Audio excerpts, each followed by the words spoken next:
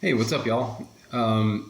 This is something that I'm sure a lot of people who have seen content on this channel are already aware of, and it's how to visualize keys, how to play in all 12 keys, or see, the pattern that is the major scale pattern that is all the modes too. And if you take out a couple of notes, it's a blues scale, etc., etc., or minor pentatonic, major pentatonic. But visualizing the major scale, the do, re, mi, is really just a repeating pattern, fingering pattern. And it goes 1, 2, 4, 1, 2, 4, 1, 3, 4, 1, 3, 4, 1, 3. And then it shifts and it starts all over again. And so the only odd thing is it's 1, 2, 4, 1, 2, 4, meaning like 1, 3, 4, 1, 3, 4, 1, 3. In this case, I'm going to move up a fret because the B string screws everything up. And that's one of the two things you have to think about. At the end of the cycle, after you get to the 1, 3, the pattern then shifts back one fret towards the nut and starts all over again. 1, 2, 4.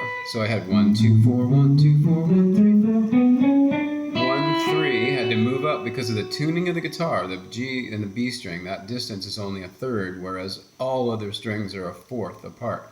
2.5 steps versus 2 steps. And then that 1, 3 again is the end of the cycle, and it repeats, and in order to keep it functioning again, you have to go back a fret and then start over. And it also makes sense that both E strings, you're going to always end up playing the same frets because they're both E's. And so all the notes that you play are going to be the same on the low and the high.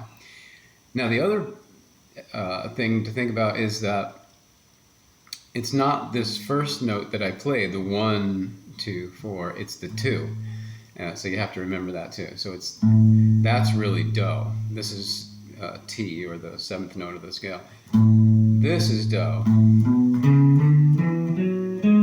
And the first 4 of the 1, 3, 4s. So it's the first 2 of the 1, 2, 4s. And the first 4 of the 1, 3, 4s. So a little bit to remember if this is not something you're familiar with. But the cool thing is you can grab any note. Like I was actually playing an A, right? So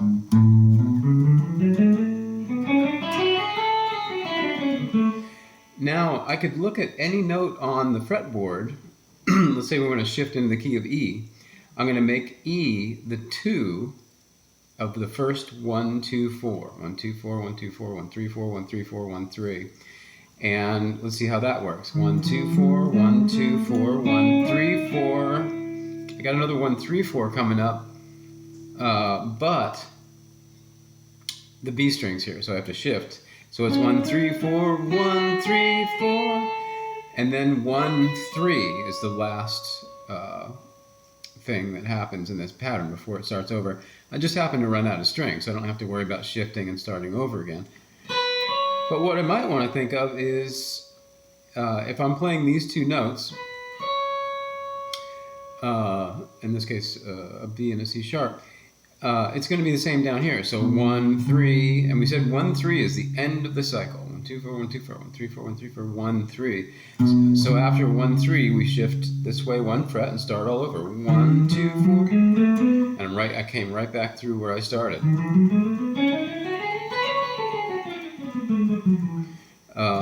So let's grab another note, but maybe more importantly a different string, and make that the 2 of the 1, 2, 4. So in this case I'm going to grab a G. So I'm going to go 1, 2, 4, 1, 2, 4. I'm already at the B string. 1, 3, 4, 1, 3, 4. So this was my second 1, 3, 4. So the low E string is also the second 1, 3, 4. It's the way it's going to work out. That's the second 1, 3, 4. 1, 2, 4, 1, 2, 4, 1, 3, 4, 1, 3, 4, 1, 3. And that's the end of the cycle.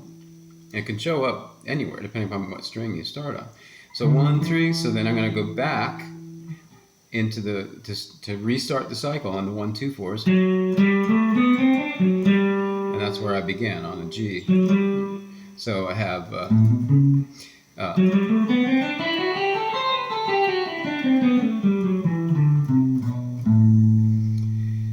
and so what happens, since there are 5 different strings in name, we have 2 E strings, right? You end up with 5 patterns. They look like different patterns, but they're really just this cycle. And again, the beauty of it is once you get used to the 2 rules, the compensate for the B string by moving up towards the bridge.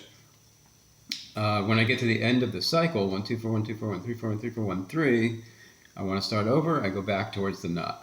Let's see, what didn't we do? Oh, we didn't do, let's say, how about 1 on the 2nd string? We're going to play also in the key of E. So 1, 2, 4, 1, 2, 4. Eventually you get used to seeing it forwards and backwards. That takes a little time if you don't know the pattern. 1, 2, 4, 1, 2, 4. That's second 1, 2, 4, so is this. Because they're both E strings. 1, 2, 4, 1, 2, 4. 1, 3, 4, 1, 3, 4. And now I got 1, 3. And now you think, oh, I'm at the end of the cycle. So I have to shift that way. But guess what? It's also where the B string is. So I don't have to do anything. They both cancel. One makes you move one way. One makes you move the other. You don't do anything.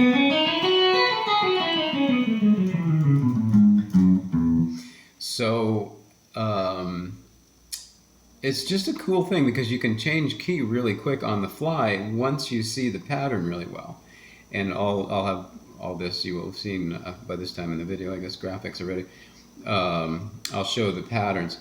But it's so nice to be able to just grab any note. There's an F sharp.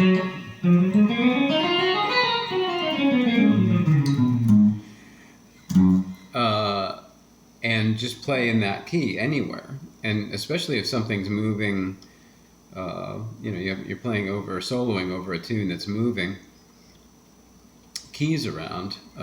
It's a really nice device to have, and it works for a minor pentatonic. There's a pattern there too. We'll talk about it another time. 1, 4, 1, 4, 1, 3, 1, 3, 1, 3. Same concepts.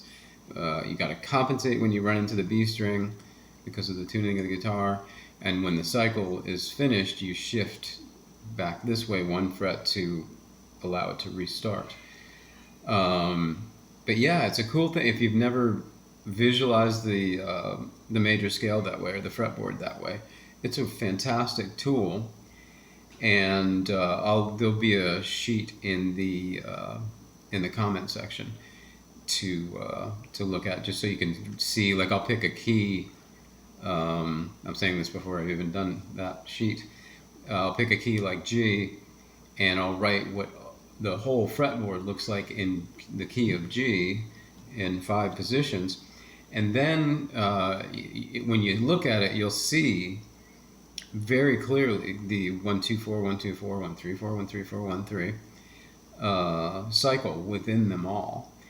And yeah, it's just a cool tool.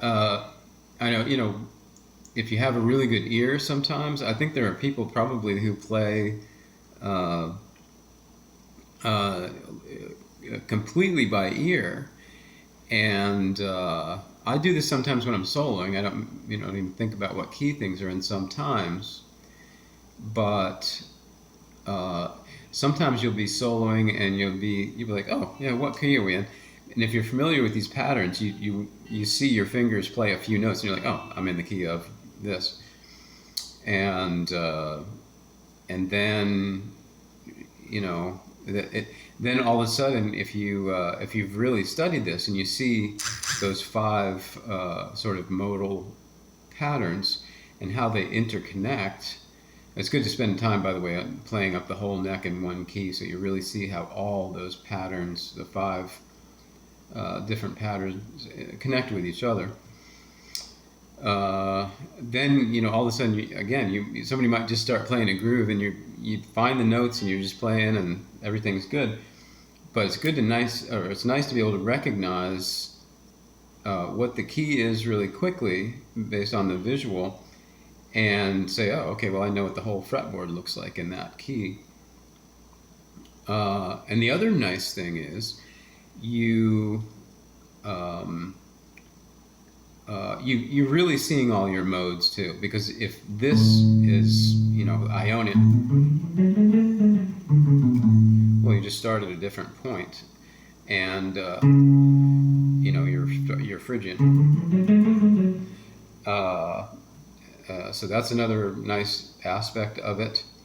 And it connects the whole fretboard, and it's a great tool for improvising.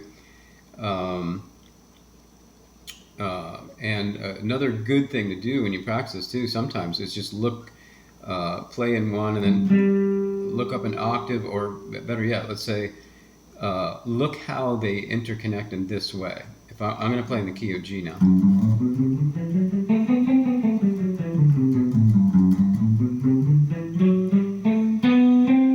Okay, that 3/4, there's 2 3/4s,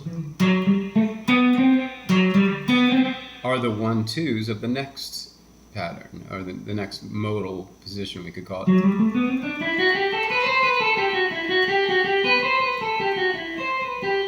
Okay, so the 3/4s of that are the 1/2s of the next one.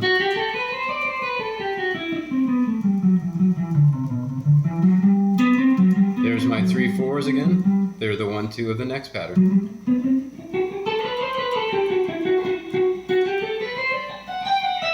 So that's a nice way to get used to interconnecting them. And that assumes you've already done the earlier work of having the pattern make sense. The 2 rules, the B string shift, the end of the pattern shift, and having spent some time playing and visualizing it that way.